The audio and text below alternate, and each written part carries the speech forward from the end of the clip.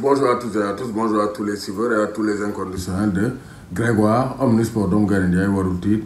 Warul Ragal, j'ai aussi de passer un excellent week-end de football. Donc ça c'est très clair. Donc Aliou Cissé, bilan de 7 ans, 5 mars 2015, 5 mars 2022, Aliou Cissé est resté 7 ans à la tête des Lions du Sénégal. Donc Jérôme Niagat, moi entraîneur bi à la tête des Lions du Sénégal. Donc et moi entraîneur bi qui a gagné Coupe d'Afrique des Nations. Donc vraiment il est dans l'histoire, il est dans les annales de l'histoire du football sénégalais. Donc Aliou Cissé, donc c'est le premier entraîneur à gagner la Coupe d'Afrique des Nations ici au Sénégal et le premier entraîneur local aussi. Donc c'est pour dire que vraiment il mérite tous les honneurs. 47 victoires, 20 nuls, 7 défaites. 47 victoires, 20 nuls, 7 défaites. Donc 118 buts marqués, 41 encaissés. Donc on voit que Aliou Cissé vraiment, donc il a un très bon bilan. Donc du point de vue chiffre, du point de vue bilan, donc je pense qu'il a un très bon bilan. Donc on dit que mon critiquer moi bon, donc le jeu déplorer la pauvreté, la création. Sinon, donc du point de vue chiffre, donc Aliou Cissé il a un bilan donc vraiment à sa faveur. Donc le bilan des 114 matchs sous son air, donc plus que flatteur, comme l'a bien titré le journal. Ça, donc vraiment c'est un très bon bilan. 108 joueurs le convoqués. 108 joueurs convoqués, 84 utilisés et Sadio a été le joueur le plus déterminant. Donc Sadio c'est le joueur d'Aliou Cissé. Vraiment, Sadio Aliou Cissé moko indi. Donc vraiment depuis les JO, donc Sadio c'est le meilleur buteur sous Aliou Cissé. Vraiment, il fait partie des joueurs les plus utilisés sous Aliou Cissé. Vraiment, Sadio rime avec donc vraiment la gestion d'Aliou Cissé. Donc vraiment rien à dire. C'est le très haut niveau. Donc nous avons souhaité un joyeux anniversaire parce que anniversaire 5 mars 2015 kenn xalaatu woon ne Aliou Cissé dina agsi fii donc dina durer nii ba pare kenn xalaatu woon ne donc dina nekk le premier entraîneur à avoir gagné la Coupe d'Afrique des Nations pour le Sénégal te nekk na ko donc ñu ngi koy féliciter donc di féliciter tout le Sénégal tous les dirigeants qui lui ont fait confiance donc critique yi bari na mais comme ni ko gars yi il a tenu bon parce que c'est un Sénégalais donc il travaille pour son peuple donc il a tenu bon et vraiment au bout de l'effort la réussite a été au rendez-vous. Donc il a réussi, nous avons encouragé. Donc on a dit que nous pérenniser. Nous avons un manquement, nous améliorer. C'est comme ça. Donc l'amélioration continue. Donc ça c'est très clair. Donc le plus marquant aussi, il a recruté beaucoup de binationaux et il a utilisé très peu de locaux. Donc binationaux, ils ont intégré l'équipe. Donc nous avons Mbaye, Koulibaly, Abdou Diallo, j'en passe. Donc nous avons aussi intégré peu de locaux. Donc peu de locaux ont été intégrés. Donc là aussi beaucoup de aspect marquant gestion. Donc locaux ils ont utilisé donc ça c'est malheureux parce que bon, on voulait qu'il donne beaucoup plus de crédit au championnat local mais bon c'est comme ça. Ce sont ses choix.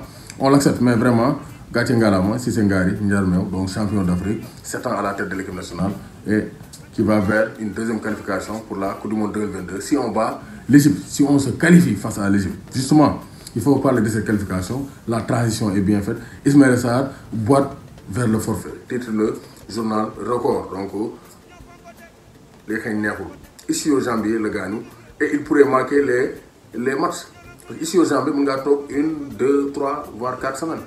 Koulibaly blessé avant la CAN. Donc, c'est une mauvaise nouvelle pour les Lions du Sénégal. Non, mon gagnant, ligament du genou. Après, il a pu participer à la CAN. Il nous a aidé à gagner la CAN. Mais, donc c'est compliqué. Ismaël Sarr, vraiment, nous avons vraiment pépin physique. Baïko, pour reprendre sa forme optimale, différent. Donc cela va l'écarter des terrains pour une période. Mais je ne sais pas combien de temps. Le coach Roy Hodgson, le vétéran. Mais on attend les examens pour nous avoir le diagnostic final. La durée d'indisponibilité d'Ismaël Sarr. En tout cas, donc, il a disputé 4 matchs avec Watford, délivré une passe décisive depuis son retour de la CAN. Et on espère que donc, le verdict sera favorable, que nous avons avant la double confrontation. Parce qu'on a besoin d'Ismaël Sarr pour donc, se qualifier face à l'Égypte. Donc Gana Gueye va jouer aujourd'hui son 200e match en Ligue 1. Watch Bolé, match Lille avec match Paris. Il va jouer aujourd'hui. Il va jouer ce week-end. Donc son 200e match avec le Paris Saint-Germain face à l'OGC Nice. Donc ça c'est très clair. Donc vous avez 12e journée. 12e journée. Donc Ligue 2, Walidan, le leader dans le derby. Donc contre donc Thiès FC. Donc derby Thiès moi.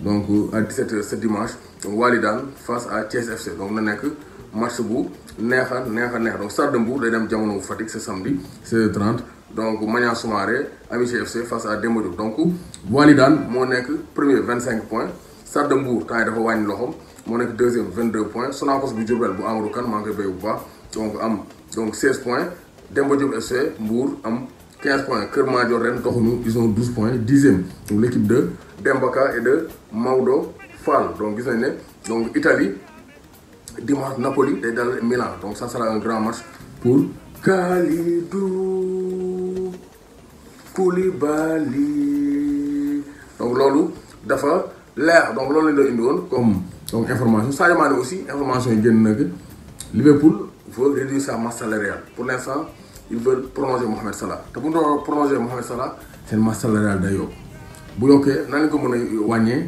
il faut libérer certains joueurs te Sadio Mané bokk na joueurs yi nga xamante ne donc il serait ciblé pour quitter la Marseille mais ba léegi rien n'est officiel mais lii xeeñ et d'après les dernières informations donc Sadio Mané actuellement Liverpool dañu bëgg jël aussi Darwin Nunez pour def ko le nouveau Suarez. Darwin Nunez c'est l'attaquant de 22 ans international uruguayen du Benfica Lisbonne donc moomu donc Lisbonne lay joué mais bonul ndaraan la donc bu ñu ko jëndee dañ gën a renforcer attaque bi dañ ko gën a rajeunir donc ça va au fur et à mesure ouvrir la porte à un départ pour Sadio Mané donc lii xeeñ côté Liverpool pour Sadio Mané ça ne sent pas bon donc rien n'est encore officiel nag mais d'après les prémices yi ñu gisagum Salah lañ nar a conserver libérer Sadio Mané et même Sadio Mané bu ko libéré son temps de jeu va diminuer il va rentrer dans le turnover et nous on a besoin de Sadio Mané en confiance parce que il n'a que donc il aura bientôt donc 2022 romb na 2023 bi donc il aura 31 ans donc Sadio Mané il est toujours jeune et physiothérapeute bi wax na ko il peut jouer jusqu'à 37 ans donc il a besoin de jouer chaque week-end d'être titulaire mais turnover pour Sadio Mané actuellement dafa teel moo tax il doit se remettre en selle xool bu baax son avenir xool def le meilleur choix parce que à Liverpool moom les signaux sont clairs turnover day am son temps de jeu va baisser au fur et à mesure te loolu Sadio Mané da ko war a bañ doomu Gaynde Njaay warul tiit warul ragal Aliou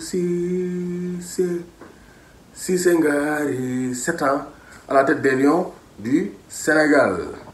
Mondial Sport leader de l'équipementier au Sénégal mu leen proposer des blousons de très haute qualité blouson yaa ngi nii vert noir rafet du Sénégal c'est à 20 000 francs maillot ñu nga fa lépp lu ngeen bëgg ci équipement mën ngeen dem Mondial Sport leader de l'équipementier au Sénégal 77 666 03 95 77 059 99 84 bu ngeen bëggee seetaan télé 8000 chaînes à 39 500 l'année n'hésitez pas contacter donc le 77 535 97 62 avec Sartec IPTV méga.